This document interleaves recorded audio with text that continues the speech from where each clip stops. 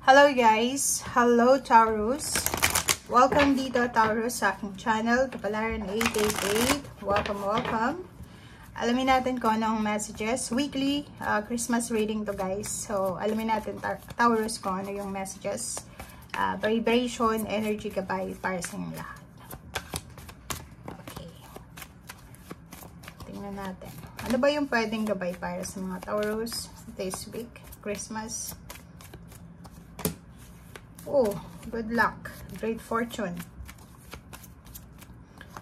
And false person. Okay guys, so Taurus, mayroon ditong financial infinite abundance. Kasi may great fortune siya. So, for example, posibleng may pagkakataon ka na manalo sa kung ano man tong chances of games, parang ganon. So, meron dito na posibleng makahawak ka ng malaking halagang pera sa linggong ito. Swerte, parang ganon. Swerte ka sa linggong ito. But, may problem dito. Kasi meron ditong 8 din. Itong 8 din. Ang 8 na to is yung good luck, good fortune. Ito. And itong 8 na to is beware. Mag-iingat ka. Dahil may isang tao dito, Taurus, na pwede kang nakawan, pwede kang lokohin, pwede kang gawa ng hindi maganda sa usaping pera. Okay? So, comment down below if nararamdaman nyo yan.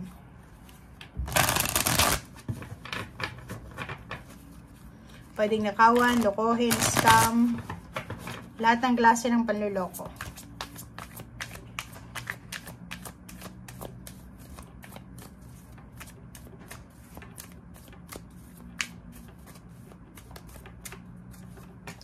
Okay, 13, 4, transformation, rest and rejuvenate. Wow, Taurus, ang ganda ng baraha mo. And light. Okay, so, kung mapapansin nyo, for the last weeks or months, medyo hindi maganda yung takbo ng reading mo, diba? Maraming mga negativity, may mga scarcity, financial. But this week, kung makikita mo may light dito, 1 plus 9 is 10, completion, achievement. So, ibig sabihin, may liwanag na. May solusyon, may answers ka na pwedeng matanggap, may transformation, may stability, security, may pagbabago, change, na pwedeng magdala sa'yo ng peace and harmony and stability sa emotional. So, ibig sabihin guys, kung ang problem mo is tungkol sa pera, posibleng ang linggong ito is sobrang maganda, maliwanag yung kapaligiran, maliwanag din yung mindset mo, or maganda yung pakiramdam mo na pakiramdam mo may magbabago or may nagbabago ng paunti-unti. And dahil dyan, magkakaroon ka ng peace of mind, at dahil dyan, mas magkakaroon ka ng pagkakataon para makahinga ng malalim, diba? So, yun. Okay.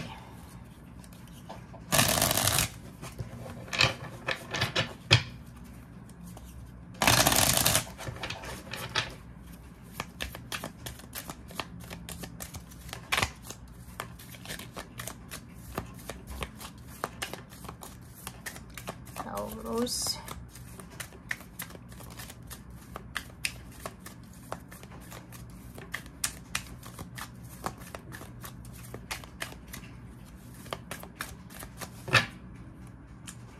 Okay guys, kunin lang natin yung mga gusto mong lumabas dito.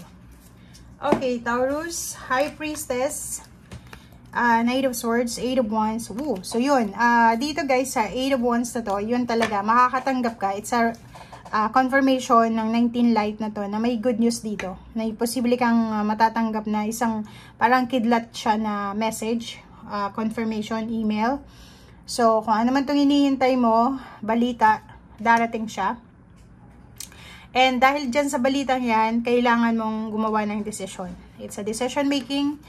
Lumabas ka sa comfort zone mo para makuha mo yung tamang solusyon, tamang sagot dyan sa decision making or sa ibibigay sa'yo ng universe. And High Priestess and Knight of Swords is a confirmation din na may posibleng hidden message na dati naka-hidden sa'yo. And ngayon parang bigla mong makikita. Like for example, yung kapitbahay mo, may naghahanap pala sa kapitbahay mo ng worker or ng relationship. And then ngayon mo lang nakita na may nakapaskil doon na looking for part-timer or kano pa man. So, etong Knight of Swords na to it's a good news siya. Double confirmation yung 8 of Wands tsaka Knight of Swords na good news. May good news na parating na ito ay pwede natin pagkukunan ng info. Good information, pagkukunan natin ng wisdom, enlightenment, kasi may light dito, solution, and change, pagbabago, lalo na sa usaping pera or salapi.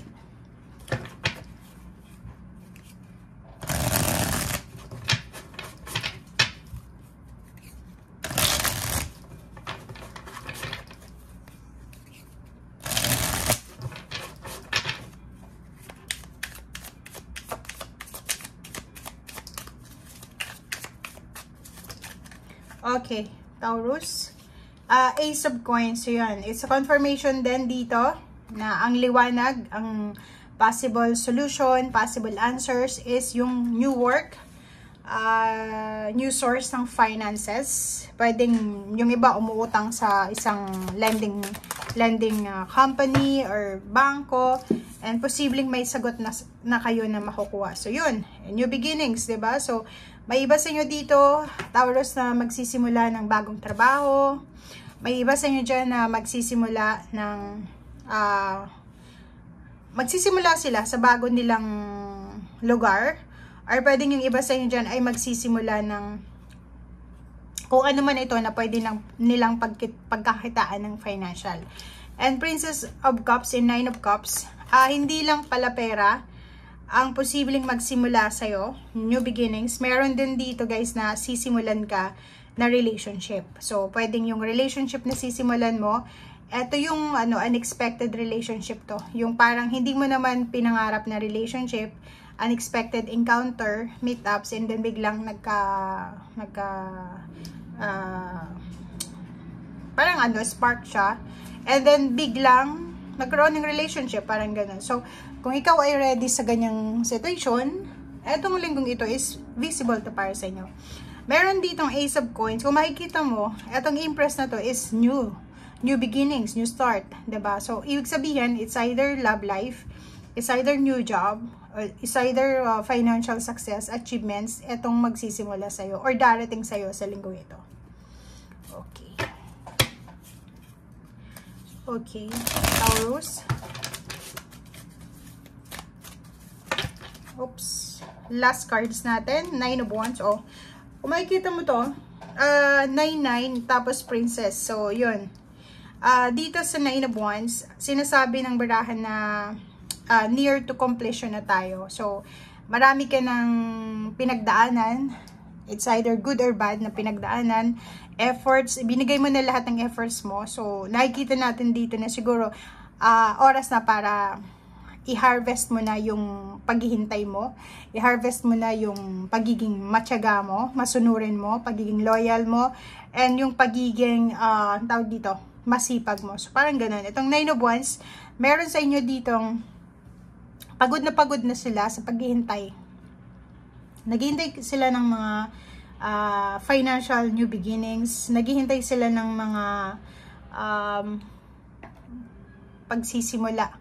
Sa either relationship man yan or trabaho, sa bahay, ganun din eh. Parang yung iba, sawang-sawa na sa lugar kung nasan sila. Gusto nilang magsimula ng bagong lugar or umalis, lumipat. And luckily, nasa linggong ito yung luck mo. So, kailangan mo lang na pansinin. Kailangan lang nating maging aware. Kasi minsan hindi natin nakikita na yung blessings pala ay nasa harap mo na. Kasi focus tayo doon sa scarcity, sa kawalan natin. So, kung makikita mo dito, possible yung change, possible yung transformation, possible yung solution, great fortune. Itong great fortune na to ay sobrang ganda kasi para siyang 'di ba, unexpected windfall ng money. Hindi mo alam na pwedeng etong taong ito na mamimit mo sa linggong ito ay siya yung maging daan para kumita ka ng mas malaki, or ang taong ito ay siya ang maging parang stepping stone para magkaroon ka ng stable na relationship, or kung ano man to na stability na gusto mo. And dito sa Eight of Wands na to, tsaka Knight of Swords, parang ang sinasabi ng barahan nila na etong pagbabagong ito na posibleng dumating sa'yo is matagal mo na siya talagang pinagpipray, minamanifest, pinapray, lahat ginawa mo na eh, 'di ba? So, parang deserve mo to. Parang sinasabi sa'yo ng barahan, ng High Priestess dito na deserve mo. And if ever man na magkaroon ka ng confusion sa linggong ito, make sure lang na ipag-pray natin ang bawat decision making natin. Kasi minsan, gumagawa tayo ng decision, Taurus, na hindi natin sinasangguni sa ating spiritual na buhay or hindi natin sinasangguni sa ating Panginoon. So parang gumagawa tayo ng decision na nasa atin lang. So wala tayong magagawa dito sa mundong ito. Kahit gawin mo kung ano yung decision mo, if ever man, pero kung wala kang connection sa Panginoon, sa spiritual, yung decision making mo na yan is palaging failure. Okay? Kasi wala tayong control dito. Okay, so thank you guys. Thank you for watching. Bye.